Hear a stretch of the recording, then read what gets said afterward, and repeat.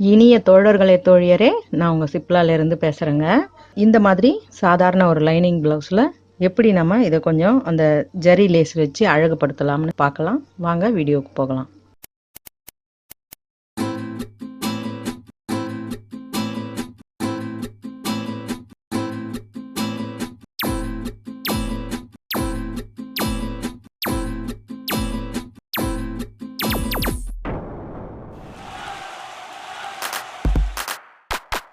இப்போ நம்ம இதை டிசைன் பண்ணுறதுக்கு முன்னாடி நீங்கள் டாட்ஸ் பிடிக்கணும், நமக்கு கீழ்பாகத்தில் ஏதாவது டிசைன் வரப்போகுதுன்னா முதல்ல டாட்ஸ் பிடிச்சிக்கோங்க. சரியா? அதுக்கு பிறகு நீங்கள் இந்த எட்ஜஸ் எல்லாம் நகராமல் இருக்கணும் அப்படின்னும் பொழுது இதை சுற்றியுமே நீங்கள் லாங் ஸ்டிச் வச்சு போட்டுக்கோங்க. ரொம்ப ஷார்ட்டான ஸ்டிச் வச்சு போடும்பொழுது உங்களுக்கு கழுத்து சுருக்கமாகிறதுக்கு சான்ஸ் ஆகிடும். அதனால் கொஞ்சம் லாங் ஸ்டிச் வச்சு இதை சுற்றி நீங்கள் போட்டிங்கன்னா உங்களுக்கு நகராது. ஒவ்வொரு எட்ஜையும் இங்கேயும் அதே மாதிரி போடணும், இங்கேயும் அதே மாதிரி போடணும். அப்படி போடும்பொழுது உங்களுக்கு இந்த துணி நகராமல் இருக்கும். ஏன்னா இப்போ வர எல்லா துணிகளுமே லைனிங் பொழுது உங்களுக்கு தண்ணியில் போட்ட லைனிங் மேலே வைக்கும் பொழுது தான் உங்களுக்கு அழகாக உட்காரும். அப்படியுமே நம்ம தைக்கும் பொழுது சில நேரங்களில் நகர்றதுக்கு நிறைய வாய்ப்பு உண்டு. நீங்கள் இப்படி கூட ஸ்ட்ரெயிட்டாகவும் எல்லாமே லாங் ஸ்டிச் வச்சு நீங்கள் போட்டுக்கலாம். இந்த மாதிரி குறுக்கிலெல்லாம் நீங்கள் போடும்பொழுது உங்களுக்கு ரொம்ப ஒரு சேஃப்டியாக ஃபீல் பண்ணி தைப்பீங்க. அதுக்காக தான் இதெல்லாம் சொல்கிறேன். இப்போ இந்த வெறும் ரவுண்டு கழுத்து தான் கேட்டிருக்காங்க, அதில் கொஞ்சம் அழகு பண்ணி கொடுங்க அப்படின்னு சொல்லும்பொழுது நம்ம அதுக்கேற்ற மாதிரி அதை ஒரு அழகு பண்ணணும். சரிங்களா? இப்போ முதல்ல எப்படியுமே நமக்கு ஒரு டிசைன் அப்படின்னு சொல்லும்பொழுது அதை முதல்ல நம்ம வரைஞ்சிக்கணும். இப்போ இந்த ரவுண்டை சுற்றி நமக்கு வந்துட போகுது, டிசைன் வரப்போகுது. அதுக்கும் மேற்பட்டு நம்ம என்ன டிசைன் பண்ணலாம் அப்படின்றத நம்மளை தான் அதை தேர்ந்தெடுத்துக்கணும். இப்போ அந்த கழுத்துக்கு அதே பொசிஷனில் ரெண்டு பக்கமுமே நம்ம ஈவனாக வரையணும்.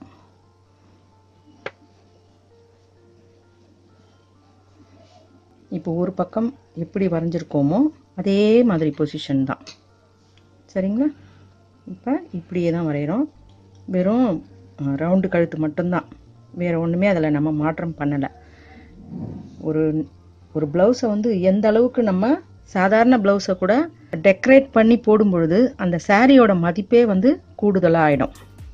அது ஞாபகம் வச்சுக்கோங்க. எப்போவுமே நாம் ப்ளவுஸு ரொம்பவே ஒன்றுமே இல்லாமல் சாதாரணமாக போடும்பொழுது எவ்வளோ காஸ்ட்லியான சாரியாக இருந்தாலும் அது எடுப்படாது. ப்ளவுஸை பொறுத்து தான் அந்த சாரியோட மதிப்பே ரொம்ப எடுப்பாக தெரியும். சரிங்களா? இப்போ இந்த ரவுண்டுக்கு ஏற்ற மாதிரி இங்கே கீழே ஒரு வட்டம், அதே மாதிரியே ஒரு அரை வட்டம் மாதிரி கொஞ்சமாக அப்படி வளைச்ச மாதிரி. சரிங்களா? இது எவ்வளோ ஷேப்பில் இருக்கோ அதே மாதிரி இதையும் போட்டுக்கோங்க. உங்களுக்கு இன்னமுமே நிறைய வேணும்னாலும் இந்த அடுக்கடுக்காகவும் போடலாம், ஆனால் இதில் அப்படி நான் போடலை. இப்போ இந்த ஓரத்தில் நம்ம ஒன்று வைக்க போகிறோம் இல்லையா? ஓரத்தில் கழுத்தை சுற்றி வைக்க போகிறோம். தெரியுதுங்களா? இப்போ இந்த மாதிரி ஒன்று வைக்க போகிறோம்.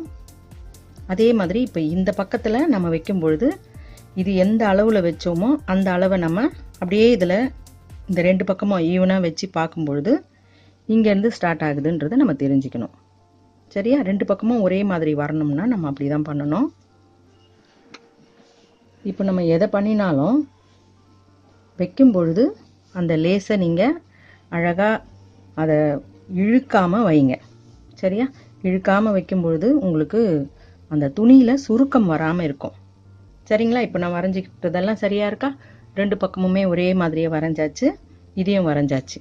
இப்போ இதை நம்ம தனியாக வைக்கும் பொழுது இந்த ரெண்டு சைடும் வைக்கும் பொழுது உங்களுக்கு எந்த இடையூறும் கிடையாது, அப்படியே வச்சிடலாம்.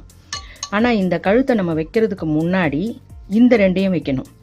இந்த ரெண்டையும் வைக்கிறதுக்கு முன்னாடி, ஏன்னா அதுக்கு உள்ளே தான் இந்த லைன் வருது. அப்போ இந்த லைனை நீங்கள் வச்சுட்டு அதுக்கு பிறகு இந்த லைனை வைக்கணும். இதெல்லாம் நீங்கள் அப்படியே யோசித்து தெரிஞ்சிக்க வேண்டிய விஷயம்தான். இப்போ நீங்கள் இந்த லைனை அப்படியே இதுலேருந்து இங்கேருந்து அப்படியே கண்டினியூ கூட பண்ணலாம். இல்லை கொஞ்சம் கொஞ்சமாக நம்ம ஒரு ப்ளவுஸை அழகுபடுத்தும் பொழுது எத்தனை விதமாக வேணும்னாலும் நம்ம அதை நம்மளோட கற்பனைக்கு ஏற்ற மாதிரி மாற்றலாம். இப்போ இது ஒரு லைன் ஆகிடுது, இங்கே ஒரு லைன் வரும், இங்கே கீழே இருந்து இப்படி ஒரு லைன் வரும், இங்கே இந்த இடத்துல ஸ்டார்ட் ஆகி இங்கேருந்து வரும். இங்கேருந்தும் இப்படி வரும். இப்போ நீங்கள் இந்த லைன் நேராக வரப்போகிற லைனுக்கு அடியில் இதை வைக்கணும். சரிங்களா? நமக்கு எது வந்து ஃபைனலாக வரப்போகுது அப்படின்னு பார்க்கும்பொழுது இந்த எட்ஜ் தான் ஃபைனலாக வரணும். முதல்ல நம்ம இந்த வட்டத்தை சேர்க்காத பொழுது இதை நம்ம தனியாக முன்னாடி கூட தைச்சிக்கலாம். ஆனால் இந்த மாதிரி நம்ம போட்ட பிறகு இந்த லைன் வந்து இதில் இந்த கோடில் தட்டுது இல்லையா, அப்போ இதை தான் நம்ம முன்னாடி வைக்கணும், இந்த வட்டத்தை. அப்படி உங்களுக்கு இந்த வட்டம் வேண்டாம், நான் முழுக்கவே இப்படியே ஃபுல்லாக வச்சுக்கிறேன் அப்படின்னு நினச்சிங்கன்னா இதை நீங்கள் முதல்ல வச்சிடணும். புரியுதுங்களா? இதை முதல்ல வச்சிடணும். அதுக்கு பிறகு நீங்கள் வட்டத்தை கம்ப்ளீட் பண்ணணும். அதுக்கு எல்லாத்துக்கும் முன்னாடி இந்த ரெண்டையும் கம்ப்ளீட் பண்ணணும். இதுதான் ஃபஸ்ட்டு வைக்க வேண்டியது, இது ரெண்டும் ரெண்டாவது வைக்க வேண்டியது, இது மூணாவது, ஃபைனலாக கழுத்து. சரிங்க? இப்போ கழுத்தில் நீங்கள் அப்படியே நீங்கள் உள்பக்கத்தில் தைச்சு அப்படியே கூட திருப்பிக்கலாம். இப்போ நான் கீழே முடிச்சிட்டேன், இந்த பக்கத்தில் இப்போ எப்படி தைக்கிறதுனா அதுக்கும் வழி இருக்குது. நீங்கள் இந்த எட்ஜஸ் எல்லாம் தையல் போடாத முன்ன அப்படியே இதை திருப்பிக்கோங்க. இதை அப்படியே தைக்கலாம். நீங்கள் இந்த இடத்த சரியாக வருதான்னு பார்த்துக்கோங்க. இந்த துணி எவ்வளோ மெலிசுன்னு பாருங்கள். அந்த மெல்லிய துணின்றதால நம்ம போட்ட கோடு மொத்தம் லைனிங்கில் தான் விழுந்திருக்கு. முதல்ல இதை எல்லாமே கரெக்டாக இருக்கா அப்படின்னு பார்த்துட்டு தையல் போடுங்க.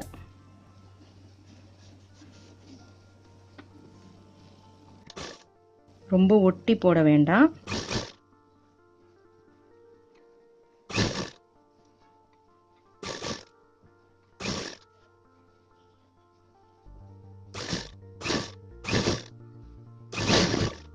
சரிங்களா?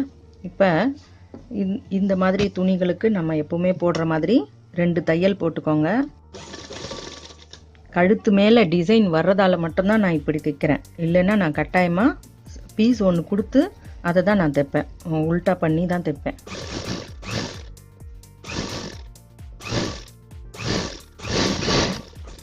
இப்போ உங்களுக்கு தெரிகிற மாதிரி இதுலேயே பண்ணுறோம் பாருங்கள். நம்ம இந்த எட்ஜஸ்லலாம், அதாவது இந்த வளைவுகள், எட்ஜஸ் இல்லை வளைவுகள்லாம் நல்லாவே ஒரு சிசர் கட் போட்டுக்கோங்க. ஆனால் தையலில் படக்கூடாது. இப்போ இப்படி போட்டுட்டோம் இல்லையா, அப்படியே இதை உள்பக்கத்துலேருந்து அப்படியே கொடுத்தா திருப்பிக்கும். அவ்வளவுதான். இது நிறைய பேருக்கு தெரியும், தெரியாத இருந்தாங்கன்னா அவங்களுக்கு இது எப்படி வந்தது அப்படின்றதுக்காக இதை செஞ்சு காமிச்சேன். இப்போ இது அப்படியே நீங்கள் கீறி விட்டுட்டு படித்தையல் ஒன்று போடுங்க. எப்போவுமே லைனிங் துணி மேலே வச்சு கீறுங்க. நீங்கள் எந்த பக்கம் கீற போகிறீங்களோ அந்த பக்கம் நீங்கள் அடியில் தைச்ச துணி இருக்கணும். அப்போ தான் உங்களுக்கு ரொம்பவே சுலபமாக படியும். தெரியுதுங்களா? எவ்வளோ ஈஸியாக படியுது பாருங்கள். அப்படியே இது மேலே வச்சு ஒரு படி தையல் போட்டுக்கலாம். இப்போ நம்ம இந்த வைக்க வேண்டியதை முதல்ல இந்த பகுதியெல்லாம் முதல்ல வச்சிடலாம். ஏன்னா அப்போ தான் நம்ம இதில் சுற்றி தைக்கும் பொழுது இந்த எட்ஜஸ் எல்லாம் உள்ளே போகும். அப்படி உங்களுக்கு நுனி தெரிஞ்சாலும் அதை லேசாக சிசர் கட் பண்ணிவிட்டு ஏற்றுங்க. சரியா? அப்படியே நான் லூஸாக விடுறேன் பாருங்கள். இப்படியெல்லாம் இழுத்தெல்லாம் இப்படி வச்சுலாம் தைக்கலை. பார்த்தீங்கன்னா உங்களுக்கு இப்படி இழுத்து வச்சு தைக்கலை. அப்படியே அதை ஃப்ரீயாக அது போகிற போக்குலேயே அப்படியே வச்சு வளைச்சிக்கிட்டே வரேன். அவ்வளோதான்.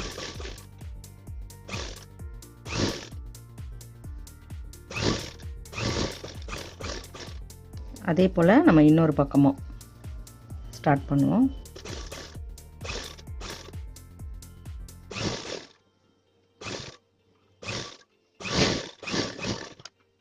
ரொம்பவே மெல்லிசாக இருக்கிற இதுவாக இருந்தால் நீங்கள் சிங்கிள் தையல் போட்டாலே உங்களுக்கு ஒன்றும் அவ்வளோ பெரிய பிரச்சனையாக இருக்காது.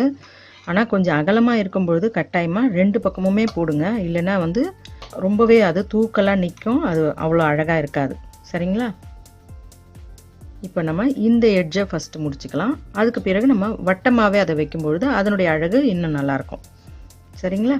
இப்போ இந்த எட்ஜை முதல்ல முடிக்கலாம். இப்போ நீங்கள் இந்த வட்டம் தான் வந்து உங்களுக்கு சரியாக வரணும்.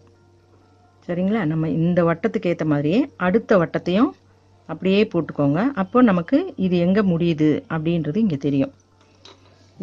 இந்த லைனுக்கு ஏற்ற மாதிரி இந்த லைன் இருக்கணும். அப்போ நீங்கள் இது வைக்கிறது ரொம்பவே சுலபமாக இருக்கும்.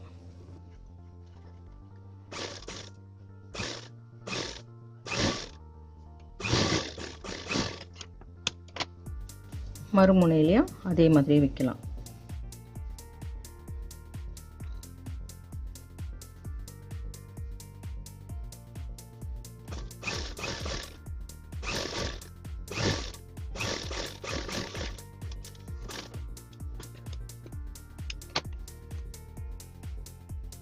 இப்போ நம்ம கழுத்தை சுற்றி போட்டுக்குவோம்.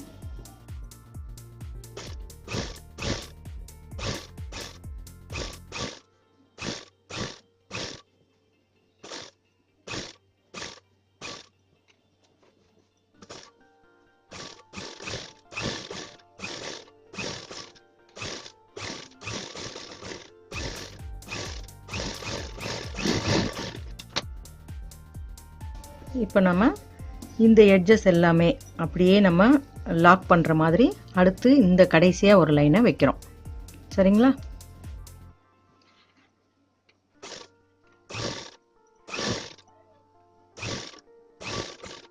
இது வந்து ரொம்பவே மெல்லிய டோரின்றதால உங்களுக்கு வந்து அந்த அளவுக்கு இந்த டிஃப்ரென்ஸ் எல்லாம் வராது.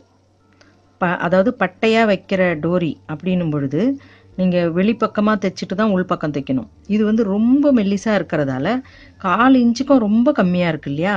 அது மாதிரி இருக்கும்பொழுது நீங்கள் தாராளமாக உள்பக்கமோ வெளிப்பக்கமோ எல்லாமே ஒரே வித்தியாசம் தான் வரும். அகலம் அதிகமாக இருக்கும்பொழுது தான் உங்களுக்கு அந்த வித்தியாசம் வராது. வெளிப்பக்கம் தைச்சாதான் நீங்கள் உள்பக்கம் அதுக்கப்புறம் தைக்கணும் அப்படின்ற சிஸ்டம்லாம் பட்டையாக இருக்கிற லேஸில் மட்டும்தான்.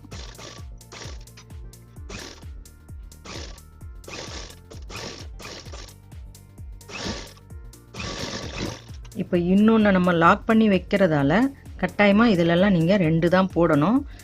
2 தையல் போடும்பொழுது தான் இந்த எட்ஜஸ் எல்லாம் உங்களுக்கு வெளியே பிச்சுக்கிட்டு வராமல் இருக்கும்.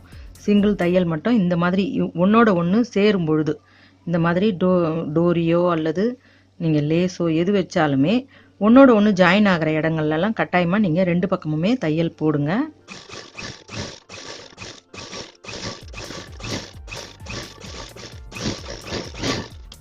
பார்த்தீங்களா? நல்லா இருக்கா? ரொம்பவே சின்ன சின்ன சிம்பிள் டிசைன் நிறைய தோழியர் கேட்டுக்கிட்டே இருக்காங்க. அதனால தான் நான் வந்து சரி சின்ன சின்னதாக போட்டால் நிறைய யூஸ் ஆகும் உங்களுக்கு அப்படின்றதால தான் ரொம்ப சின்னதெல்லாம் முயற்சி பண்ணி போட்டுக்கிட்டு இருக்கேன். உங்களுக்கு வீடியோ பிடிச்சிருந்தா எனக்கு லைக் கொடுங்க, கமெண்ட் கொடுங்க, ஷேர் பண்ணி சப்ஸ்கிரைப் பண்ணுங்கள். பெல் ஐக்கான் அழுத்துனீங்கன்னா நான் போடுற வீடியோஸ் உங்களுக்கு தொடர்ச்சியாக கிடைக்கும். மிக்க நன்றி. வணக்கம்.